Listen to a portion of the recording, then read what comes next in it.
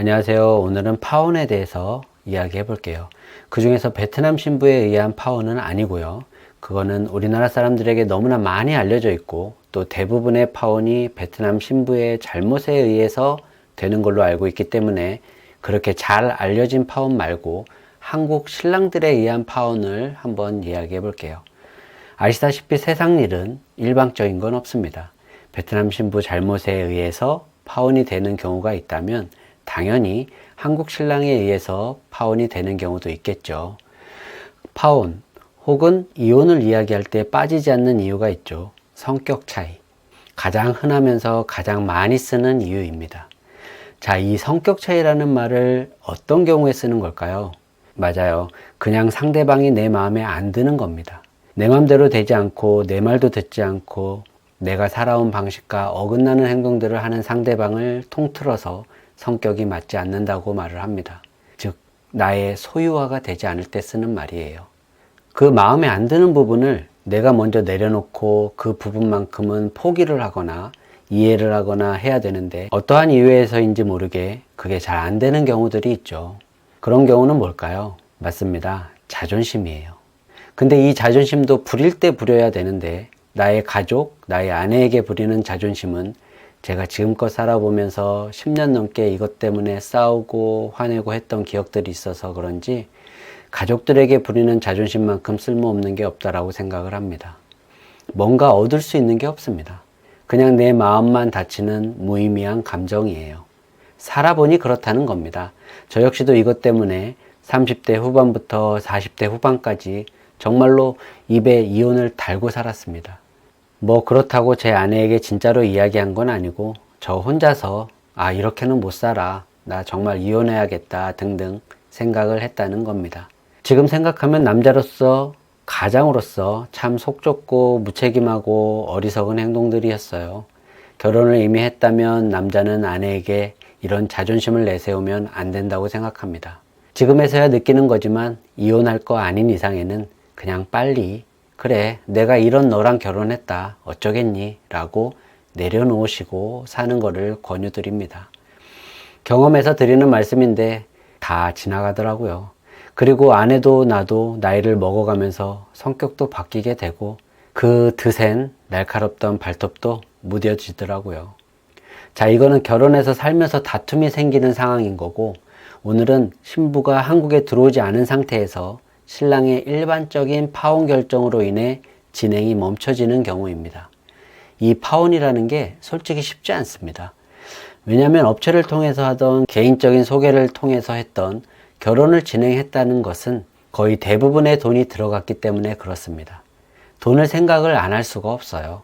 신부의 잘못이 있는 건 아니야. 그리고 신부가 나를 싫어하는 것도 아니야. 그럼에도 불구하고 파혼을 결정을 했다면 한 번쯤은 되돌아봐야 합니다.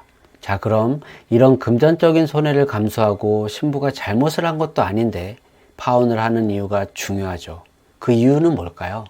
제가 10년 넘게 진행을 해드리면서 제 머릿속에 있는 이런 경우의 파혼은 단연코 막연한 두려움입니다. 우리가 평생 살아온 한국이 아닌 다른 나라 사람과 하는 잘 알지 못하는 결혼에서 오는 두려움. 결혼도 처음 해봐.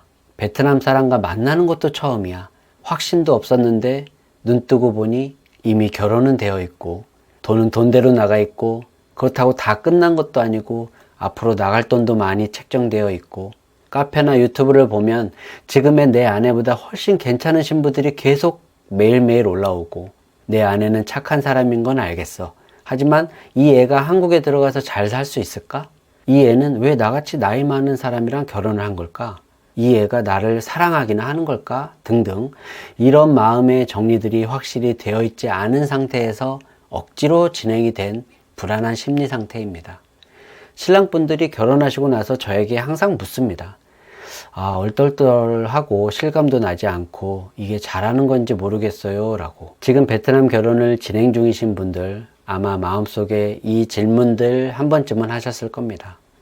저는 이렇게 답변 드려요. 결혼을 하러 오는 날부터 시작해서 결혼이 다 끝나고 한국에 들어가는 비행기에서조차 그리고 다음번에 전통 결혼식 하러 들어오는 날까지 아마 그 생각 하실 거예요. 지금 내가 잘하고 있는 건가? 라는 생각. 그래도 열의 9분은 계속 진행을 하시죠. 그리고 실제로 한국에 들어와서도 대부분 잘 살고요. 하지만 그 중에 한두 분은 매일매일 다음 진행을 해야 할까 말아야 할까 하는 고민을 하게 됩니다. 아까도 말했듯 막연한 두려움입니다. 그분의 성격일 수도 있고요. 이유야 여러 가지가 있죠. 살갑지 않은 신부, 시큰둥한 신부, 화장 안 했을 때의 신부의 얼굴, 나도 영어를 못하지만 숫자처럼 아주 간단한 단어 한마디도 못 알아들을 때 등등 계속해서 이런저런 생각이 드실 겁니다. 이러한 이유들로 친구에게 혹은 카페나 다른 업체에 상담을 요청해서 이런 이야기를 하다 보면 대부분의 회사는 아이고 신부가 잘못한 게 아니면 그냥 진행하세요 라고 이야기를 해줍니다. 그런 이야기를 듣고 심적으로 안정이 되시는 분이 계시는 반면 끝까지 그런 불안감이 남는 분도 계시는데 그거는 그분의 성격입니다. 이런 생각들은 결혼 전에 하셔야 합니다. 결혼을 하셨다면 직진하시는 게 맞습니다. 물론 신부의 잘못이 없다는 가정하에 나의 심적 상태에서의 파혼을 할 때를 이야기하는 겁니다. 우리 벌써 40이에요.